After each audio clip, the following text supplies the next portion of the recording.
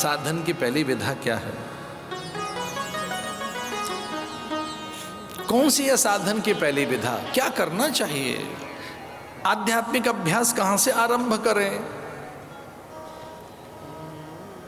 तितिक्षवा कारुणिका सुहृदय सर्वदेहिना अजात शत्रवा शांता साधवा साधुभूषणा।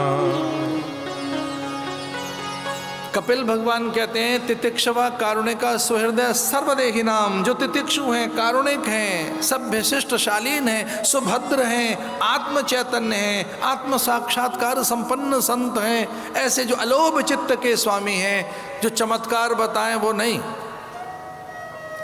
ना, जो अकाम आप्तकाम पूर्ण काम निष्काम है, सुहज, जो विरक्त सत्पुरुष हैं, उनकी सन्निधि। कपिल से प्रश्न किया, माने तारण का कोई एक साधन बताइए, भव तारण का कोई एक उपाय बताइए, जीवन सिद्धि का कोई एक साधन बताइए, समाधान चित्त का कैसे हो कोई एक साधन बताइए। हमको क्या करना चाहिए? बेसिक कुछ तो बताइए, आरंभिक कुछ तो बताओ, प्राइमरी कुछ तो पता लगे।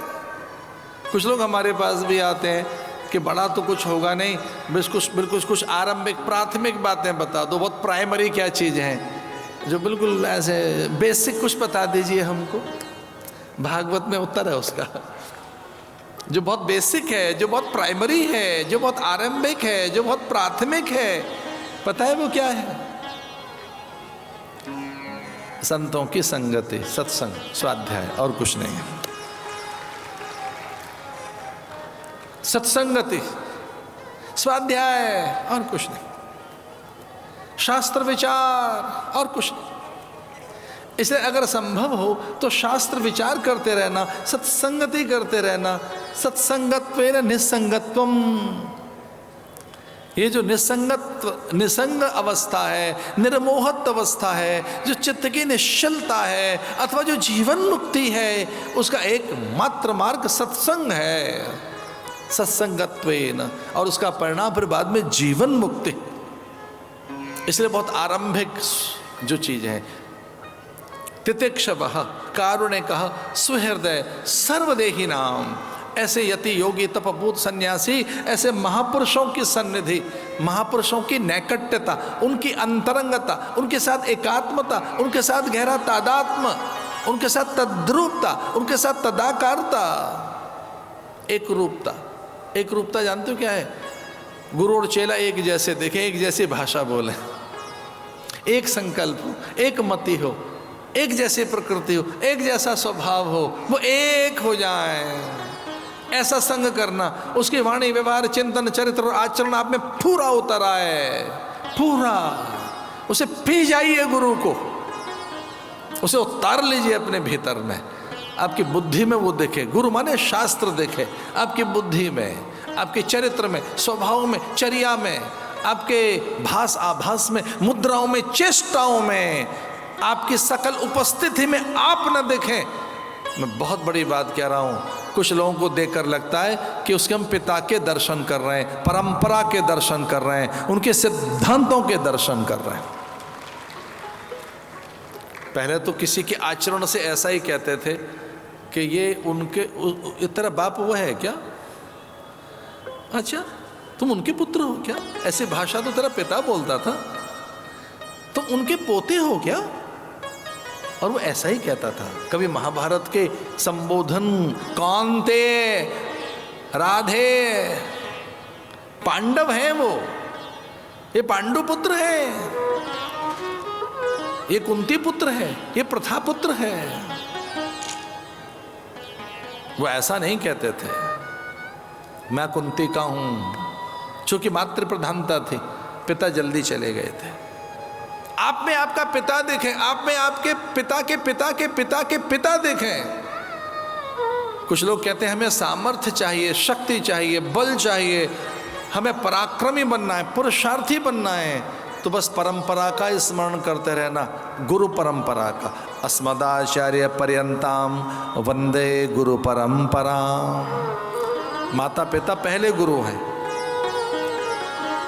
तो आपका गुरु दिखना चाहिए आपके चरित्र में, स्वभाव में, आपकी प्रकृति में, आपके आचरण में, आपके भास आभास मुद्राओं में।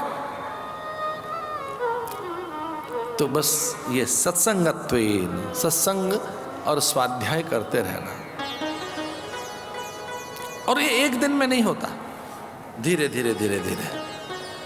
जो सद्गुण संचय है वो एक दिन में नहीं होता। आपका व्यवहार और उसमें माधुर्य, पवित्र, आपके विचारों में पवित्रता, शुचिता, शील, संयम, सदाचार, आप में एक अच्छा सदा हुआ अभ्यास एक दिन में नहीं होगा, धीरे धीरे धीरे धीरे। भवरोग की औषधि ही संत है, अथवा सत्संग है, अथवा विचार है।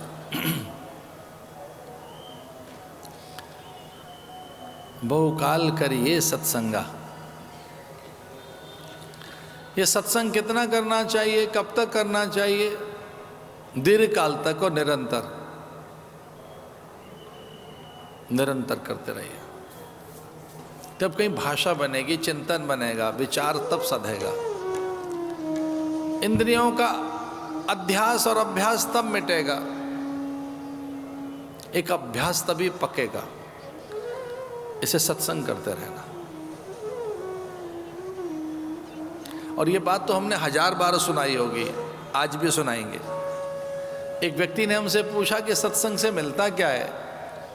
मैंने कहा एकदम तो नहीं दिखाई देता, पर प्रतिकूल परिस्थितियों में थमकर खड़े रहने के लिए साहस, ऊर्जा और बल मिलता है। प्रतिकूल परिस्थितियों में थमकर खड़े रहने के लिए। जल्दी आहत और व्यथित और चिंतित और दुखित नहीं होंगे। बहुत जल्दी आहत हो गए आप, जल्दी चिंतित हो गए, जल्दी व्यथित हो गए, मैदान छोड़ रहे हैं। सत्संग का फल यह है कि पक्के बनो। कार्यम व साधयामि देहम व पातयामि। या तो मेरा कार्य सिद्ध होगा, नहीं तो मेरी देह जाएगी। सत्संग से दृढ़ वृत्ति बनता है व्यक्ति, योग वृत्ति बनता है, साहसी बनता है, वह संकल्पवान बनता है, ऊर्जावान बनता है। तात्कालिक आकर्षणों से मुक्त हो जाती है चेतना। छोटे छोटे लोभ और प्रलोभनों में उलझी चेतना मुक्त होने लगती है। ये उसका फल है।